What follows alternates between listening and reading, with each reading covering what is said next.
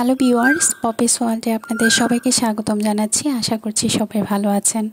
আজকে আমি পাস্তা রেসিপিটা শেয়ার করছি আপনাদের সাথে। তো আজকে আমরা পাস্তাটা কিভাবে তৈরি করব তাই ডিটেলস এই ভিডিওতে দেওয়ার চেষ্টা করেছি। তো সবাইকে অসংখ্য ধন্যবাদ জানাচ্ছি পপিস ওয়ার্ল্ডের সাথে থাকার জন্য। সেই সাথে আরও ধন্যবাদ জানাচ্ছি আজকের তৈরি পাস্তা রেসিপিটির সাথে থাকার জন্য।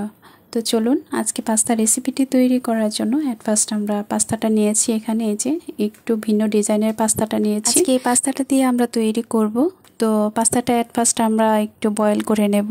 চুলাতে প্যানে গরম জল করে নিয়েছি, এটাতে পাস্তাটা দিয়ে দিলাম। এগুলো একটু সিদ্ধ হতে একটু সময় লাগে। পাস্তা ছোট বড় সবাই অনেক পছন্দ করে। আজকের পাস্তা রেসিপিটি তৈরি করব চিকেন এবং এগ দিয়ে। 2 থেকে 3 মিনিটের মতো পাস্তাগুলো আমি সিদ্ধ করে নিয়েছি। এই যে দেখুন কতটা সুন্দরভাবে পাস্তাগুলো সিদ্ধ হয়ে গেছে। এই পর্যায়ে চুলাতে একটা প্যান বসিয়ে দিয়ে প্যানটা একটু গরম করে তেল দিয়ে দিলাম। তেলটা একটু গরম হওয়ার সাথে সাথে পেঁয়াজ কুচি দিয়ে দিয়েছি।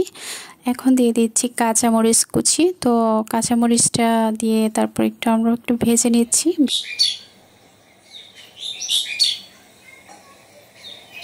আধা মিনিটের মতো একটু পেঁয়াজগুলো ভেজে নিয়ে এটাতে রসুন কুচি দিয়ে দিলাম।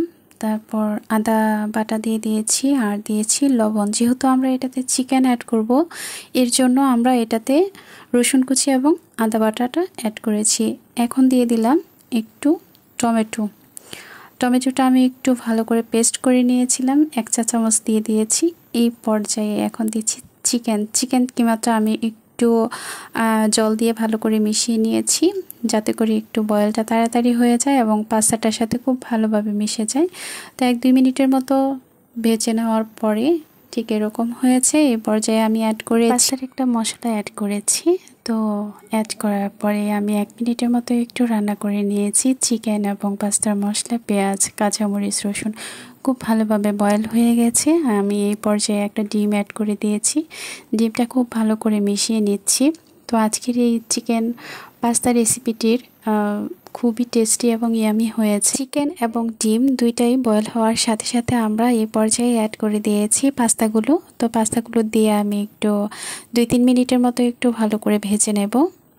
ভেজে নেওয়ার পরই চিকেনের এই পাস্তা রেসিপিটি আমার রান্না কমপ্লিট হয়ে যাবে। সবাইকে আবারও ধন্যবাদ জানিয়ে আজকের মতো এখানেই রাখছি। আশা করছি আজকের এই চিকেন পাস্তা রেসিপিটি আপনাদের ভালো লেগেছে। চিকেন কিমা দিয়ে তৈরি করেছি। চিকেন রেসিপিটি একটু ভিন্ন স্বাদের হয়েছে, কারণ চিকেনের যে গ্রেভিটা আছে এই গ্রেভিটা পাস্তাটার মধ্যে খুব ভালোভাবে মিশে গিয়েছে, যে কারণে চিকেনের স্বাদ এই পাস্তাটাতে খুবই একটু ভিন্ন স্বাদের চলে এসেছে। আজকে তৈরি চিকেন পাস্তা রেসিপিটি কেমন হয়েছে তা কমেন্ট করে অবশ্যই জানাবেন। সবাই অনেক ভালো থাকুন, সুস্থ থাকুন। আজকের মতো এখানেই রাখছি।